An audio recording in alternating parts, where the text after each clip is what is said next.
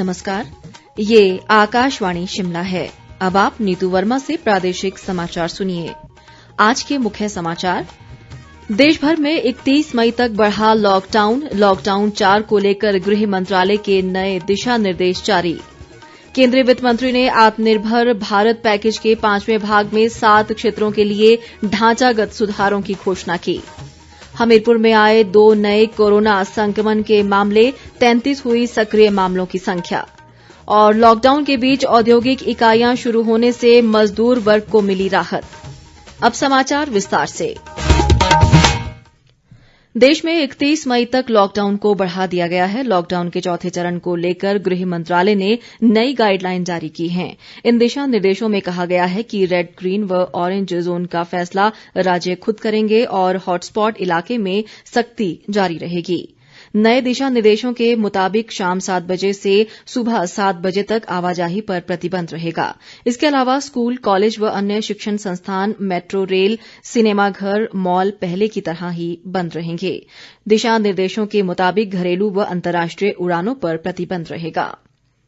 वित्त मंत्री निर्मला सीतारमण ने आत्मनिर्भर भारत अभियान के तहत विभिन्न क्षेत्रों के लिए ढांचागत सुधारों की घोषणा की है।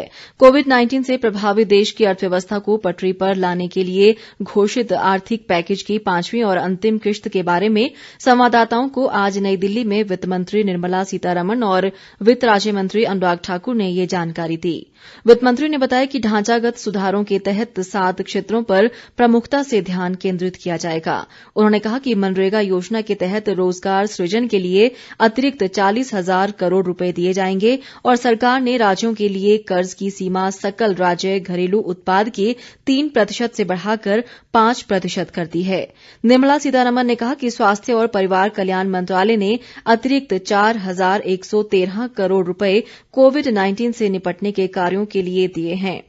वित्त राज्य मंत्री अनुराग ठाकुर ने कहा कि केंद्र सरकार ने पूर्णबंदी के कारण उत्पन्न हुए संकट से निपटने के लिए राहत पैकेज में समाज के हर वर्ग का ध्यान रखा है और शिक्षा को हर वर्ग तक पहुंचाने के लिए भी हर संभव प्रयास किया गया है। अनुराग ठाकुर ने कहा कि राहत पैकेज में कोविड-19 महामारी से निपटने के लिए स्वास्थ्य संबंधी योजनाओं पर विशेष ध्यान दिया गया है।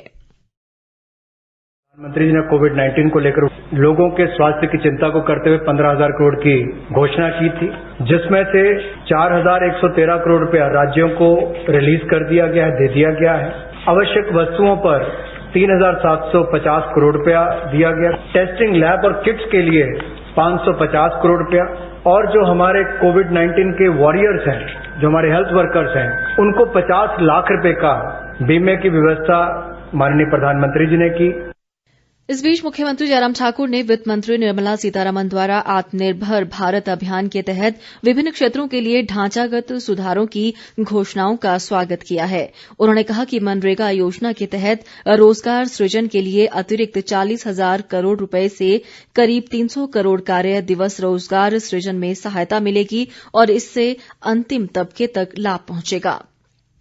मनरेगा के तहत 40,000 करोड़ रुपए के अतिरिक्त बजट के लिए ग्रामीण विकास मंत्री वीरेंद्र कंवर ने केंद्र सरकार का आभार जताया है। उन्होंने कहा कि इस बढ़ोतरी से मनरेगा का कुल बजट अब 1 लाख करोड़ रुपए हो गया है और सरकार के इस कदम से सीधा लाभ मजदूर वर्ग को मिलेगा। वहीं दूसरी ओर पूर्व मुख्यमंत्री प्रेम कुमार धूमल ने कहा कि आत्मनिर्भर भारत अभियान के तहत राहत पैकेज में प्रधानमंत्री नरेंद्र मोदी ने वैश्विक आपदा के संकट काल में सबसे ज्यादा प्रभावित वर्गों का ध्यान रखकर उन्हें राहत पहुंचाई है। प्रदेश में आज कोरोना संक्रमण के 2 और नए मामले सामने आने के बाद संक्रमितों की संख्या 80 हो गई है। हमीरपुर जिले के नादौन उपमंडल के करडी व त्युंगली गांव के 2 व्यक्ति कोरोना पॉजिटिव पाए गए हैं। हमारे हमीरपुर संवाददाता हरीश नंदा ने बताया कि दोनों व्यक्ति हाल ही में मुंबई से आए थे। इस तरह अब कोरोना सक्रिय मामलों की संख्या 33 हो गई है, जिनमें से कोरोना संक्रमित 40 मरीज इलाज के बाद स्वस्थ होकर घर लौट गए हैं। कोरोना संक्रमण से अभी तक प्रदेश में 3 लोगों की मौत हो चुकी है। राज्य में आज 898 लोगों के सैंपल कोरोना जांच के लिए भेजे गए, जिनमें से 202 की रिपोर्ट नेगेटिव आई है, जबकि 696 की रिपोर्ट आना बाकी है। लॉकडाउन के कारण मुंबई में फंसे 736 हिमाचली एक विशेष रेलगाड़ी के जरिए आज रात 11 बजे ऊना रेलवे स्टेशन पहुंचेंगे। इसके अलावा कल सुबह 2:40 पर एक अन्य विशेष रेलगाड़ी गोवा में फंसे 582 लोगों को ऊना रेलवे स्टेशन पहुंचाएगी। इन सभी यात्रियों को प्रारंभिक स्वास्थ्य जांच के बाद अपने अपने जिलों में आगामी 14 दिनों तक क्वारंटीन केन्द्रों में रखा जाएगा। इस बीच जिला उपायुक्त संदीप कुमार ने बताया कि लॉकडाउन के चलते प्रदेश में फंसे पश्चिम बंगाल के लोगों की घर वापसी के लिए ऊना से एक विशेष रेलगाड़ी 20 मई को रवाना होगी, जिसका अंतिम गंतव्य हावड़ा होगा। उन्होंने कहा कि पश्चिम बंगाल के जो लोग वापस अपने घर जाना चाहते हैं वे संबंधित उपायुक्त कार्यालयों में वापसी के जल्द पंजीकरण करवा लें। कोरोना संक्रमण के चलते लगे लॉकडाउन के बीच उद्योग खुलने से मजदूरों में खुशी का माहौल देखने को मिल रहा है। प्रदेश के सोलन जिला के अधिकतर उद्योगों में कामकाज एक बार फिर शुरू हो गया है। हमारे सोलन संवाददाता लक्ष्मीदत्त शर्मा से बातचीत में मजदूर वर्ग ने कहा कि पहले उद्योग बंद होने से उन्हें रोजगार की चिंता सताने लगी थी और परिवार का भरण पोषण करना भी मुश्किल हो रहा था।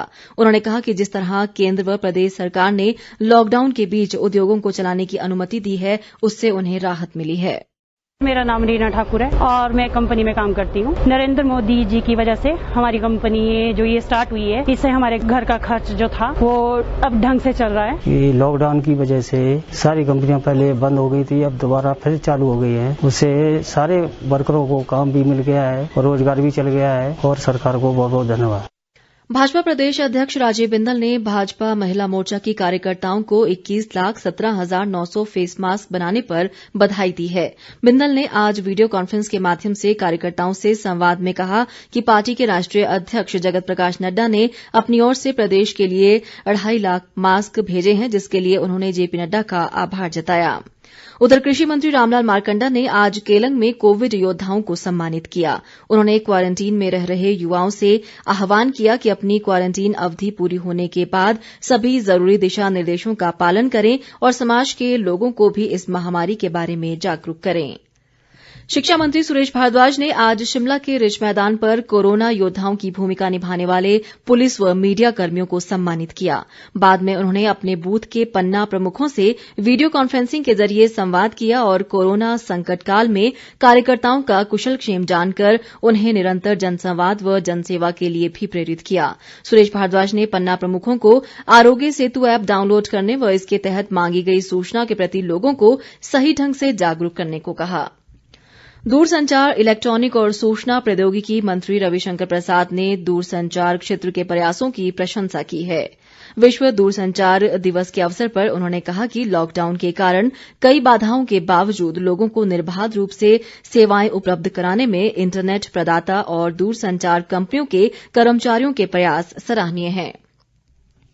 मंडी जिले के जोगिंद्रनगर स्थित ऊहल तृतीय पन विद्युत प्रोजेक्ट के पावर हाउस में पेनस्टॉक फटने से पावर हाउस को भारी नुकसान पहुंचा है। परियोजना में उत्पादन शुरू करने से पहले हुए इस हादसे में करोड़ों रुपए का नुकसान हुआ है। सांसद रामस्वरूप ने घटनास्थल का दौरा किया। उन्होंने कहा कि हादसे की जांच करवाई जाएगी।